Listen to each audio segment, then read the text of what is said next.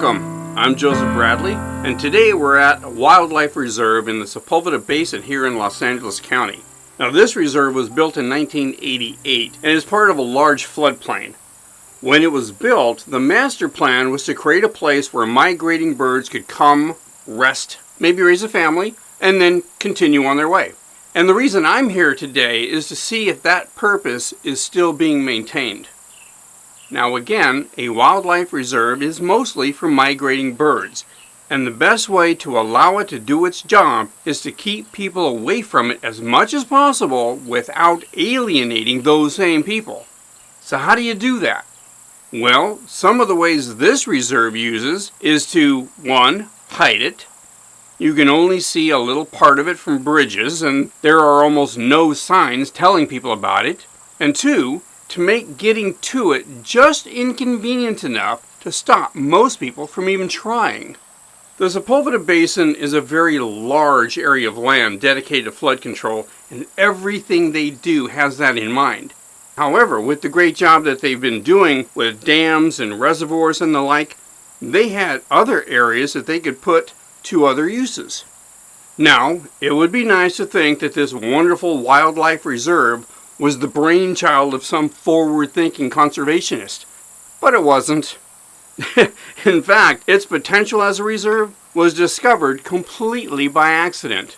We'll talk more about that later on. Last season, it rained a lot, and you can see how incredibly grown up all these plants are. This isn't the way it is all the time, so I'm really thankful that it is this beautiful. Some years it's very, very dry, and you get to see the whole lake because all these plants are just maybe a foot high instead of now where it's 3 and 4 feet high. And look at that. Wow, right? Yeah, wow indeed.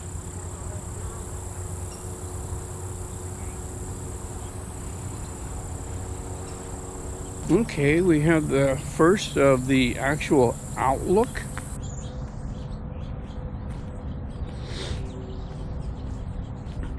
An outlook is a cement form. At this reserve, these are all round, and this one's huge. The one at the south end is pretty small, but it's really kind of cool. So you come up here, you can sit here and have just rest, or you can stand up on top of it and look over the weeds and the reeds and see all the birds. And this is it, the wildlife oasis in the valley. Off the flyway and freeway, the Sepulveda Basin Wildlife Area beckons visitors. Unfortunately, it beckons these idiots, but so far it looks like people have treated it pretty well.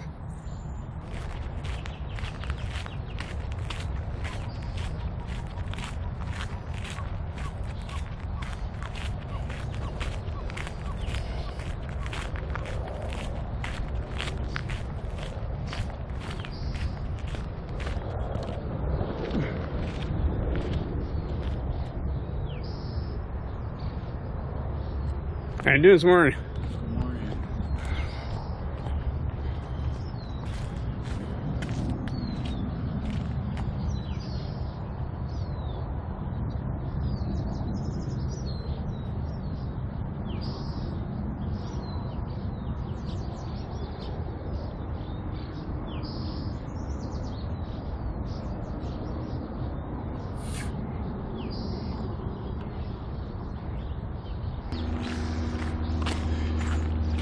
Yeah, look at that. At a 2-year flood level, water would be at your feet. At a 20-year flood level, water would be 3 times higher than this stone. Wow. At a 50-year flood level, water would be 4 times higher than this stone. Can you even imagine that? Thank you, airplane.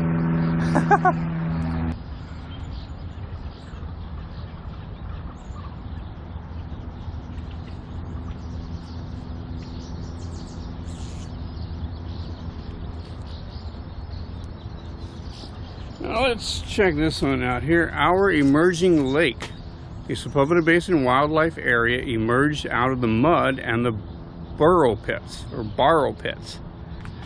And that's right, during repairs of the Van Norman Reserve in the 70s, areas along Haskell Creek were dug in order to collect clay to line the reservoir. These large depressions and burrow pits were left behind. Each winter, the pits filled with rainwater and soon became seasonal ponds that attracted scores of waterfowl. In 1991, the pits were transformed into a permanent wildlife lake, now maintained daily with a continuous supply of reclaimed water from the Tillman Reclamation Plant.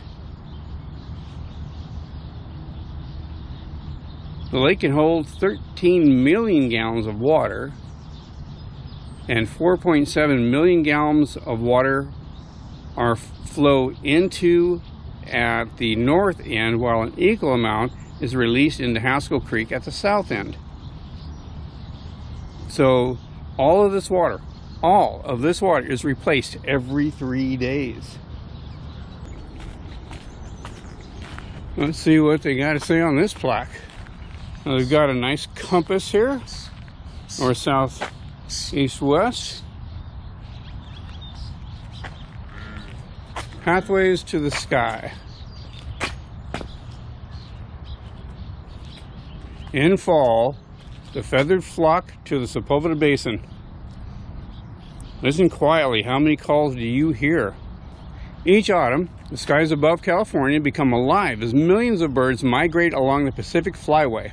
En route between summer breeding grounds in the north and winter grounds in the south, ducks, geese, songbirds, shorebirds stop at the wildlife area to feed and rest. As California's wetlands continue to disappear under the threat of a bulldozer, the basin has become an important haven for wildlife, particularly those birds who migrate. At the lake's eastern edge, just beyond the island, a foraging area has been established. Here, Canada geese and other migrating waterfowl feed on grasses and forbs that are planted each year. In autumn and winter, a symphony of calls can be heard. The loud honking of Canadian geese mingles with the squawks of whistles of mallards and American widgeons, who sound their arrival at the Sepulveda Basin. What's a widgeon? I don't know. And we're at the end of the lake. To the right is Woodley Avenue. To the left is the end of the lake.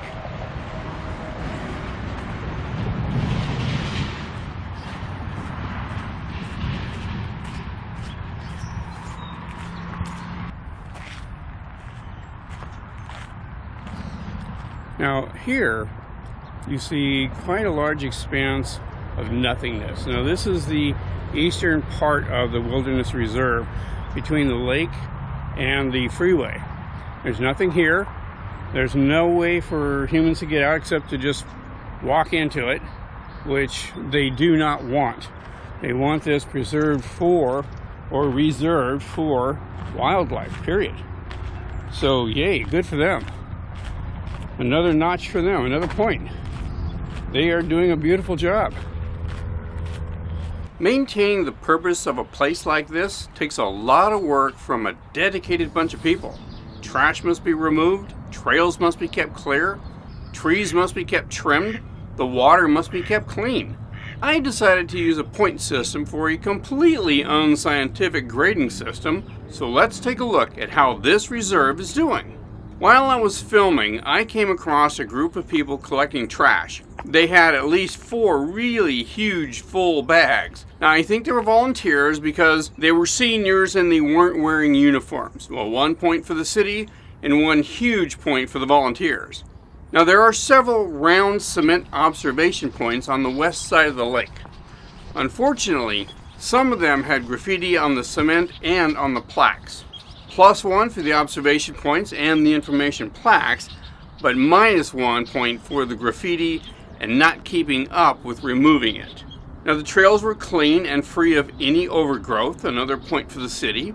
Water for the entire area is supplied by a reclamation plant adjoining the area. So water is not only supplied to the lake, it is drained from the lake and into the LA reservoir. That means the water is completely replaced every 3 days, one big point for the city. Now the birds seemed happy, there were lots of cottontail rabbits, and the noise was quite minimal. So, how'd they do? Well, 4 plus points and 1 minus point. As long as the city can control the graffiti and make sure the homeless don't make it their new reserve, it will continue to serve its purpose for many years to come. And that's a great thing. I want to thank you for coming on this adventure with me and seeing most of what this reserve has to offer. And I hope you'll be able to go out to a wildlife reserve near you and spend some quality time watching and listening to the birds and just relaxing. I also hope that you will come with me on my other adventures. So hit that like button right now before you forget. Consider subscribing and hitting the bell icon so you'll know when I put out other videos. And thank you again for coming along. And I'll see you next time as we go out to have an adventure.